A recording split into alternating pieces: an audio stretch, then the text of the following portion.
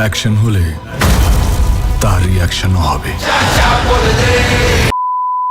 Welcome to Filmy Sonnet. Release হয়ে গেল দেবের খাদান সিনেমা। তো কেমন লাগলো এই সিনেমাটি? এক কথায় সিনেমাটি আমার বেশ ভালোই লেগেছে।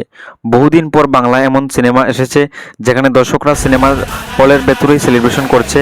হিন্দিতে জওয়ান যেমন একটা ফুল প্যাকেজ মশলাদার কমার্শিয়াল ফিল্ম, বাংলাতে খাদানও ফুল প্যাকেজ একটি কমার্শিয়াল ফিল্ম, যার মধ্যে ভরপুর রোমান্স, প্রচুর অ্যাকশন, ড্রামা, ইমোশন, তার সাথে দুর্দান্ত স্টোরিলাইন এই খাদান সিনেমায় রয়েছে।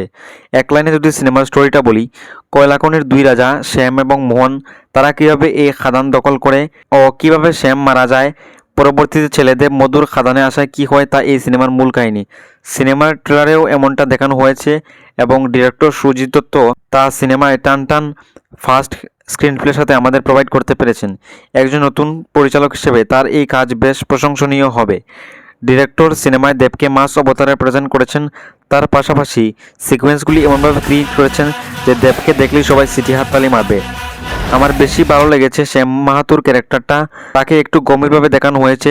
খুদার তো বাক আর শাম মাহাতুররা এই দুইয়ের সামনে আসতে নাই। সিনেমায় তার বিড়ি খাওয়া স্টাইল এবং হাবভাব হাঁটাচলা ভরপুর সুয়েগ আছে এই চরিত্রটার মধ্যে। সিনেমার ইন্টারভেলের আগের ইমোশনাল দৃশ্যটা খুব ভালোভাবে দেখানো হয়েছে। চরিত্রগুলির ইমোশনগুলি খুব ভালোভাবে ফিল করা যায় এবং সেখানে ফিরিয়ে দাও গানটি যেভাবে দেখানো হয়েছে তা হয়তো শুধুমাত্র অডিও শুনলে নর্মাল লাগতে পারে, কিন্তু সিনেমায় তা খুব ভালোভাবে ওয়ার্ক করেছে। সিনেমায় মোট 8টি গান রয়েছে, প্রত্যেকটি গানই খুব সুন্দরভাবে সিনগুলির সাথে অ্যাডজাস্ট করে অ্যাটাচ করা হয়েছে। সিনেমায় সাউন্ডের কাজ খুব ভালো করেছেন নীলায়ন ও অথিজিৎ। প্রত্যেকটা ক্যারেক্টারের এন্ট্রিতে যেভাবে জিএমগুলি দেওয়া হয়েছে তা দেখে এবং শুনে আবারও শোনার ইচ্ছা করবে। সিনেমায় জনের ক্যারেক্টারটা খুব ভালো লাগলো, ক্যারেক্টারটা ভালো করে এস্টাবলিশ করা হয়েছে, তার এন্ট্রি বিজিএম আমার তো বেশ ভালোই লেগেছে।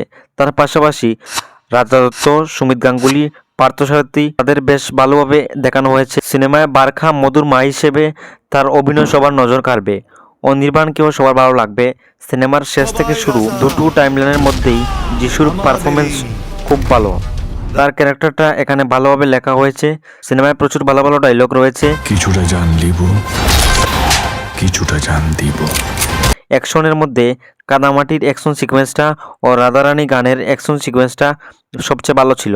তাছাড়া অন্য সিকোয়েন্সগুলি তেমন খুব বেশি স্পেশাল নয়। সিনেমায় দেব ও ইদিকা লাভ অ্যাঙ্গেল রাখা হয়েছে, যা খুবই অল্প সময়ের জন্য দেখানো হয়। সিনেমার সব থেকে ভালো প্লাস পয়েন্ট হচ্ছে সিনেমার লুক অ্যান্ড ফিল। খুব ভালোভাবে সিনগুলি শ্যুট করেছেন ডিওপি। খাদানের বিজনেসটা আরও একটু ডিটেইলভাবে দেখাতে পারতো। সাপোর্টিং ক্যারেক্টারদের আর একটু স্পেস দেওয়ার দরকার ছিল। এই সিনেমায় আমি রেটিং দিচ্ছি 10-এর মধ্যে 8। সিনেমায় দর্শকদের রেসপন্স খুব ভালো, বিগেস্ট ওপেনিং নিয়েছে। আশা করা হচ্ছে সিনেমাটি 6-7 কোটি আয় করবে। এখন এই পর্যন্তই, দেখা হচ্ছে আগামী ভিডিওতে। সমস্ত লেটেস্ট আপডেটসের জন্য চোখ রাখুন এবং সাবস্ক্রাইব করুন ইউটিউব চ্যানেল।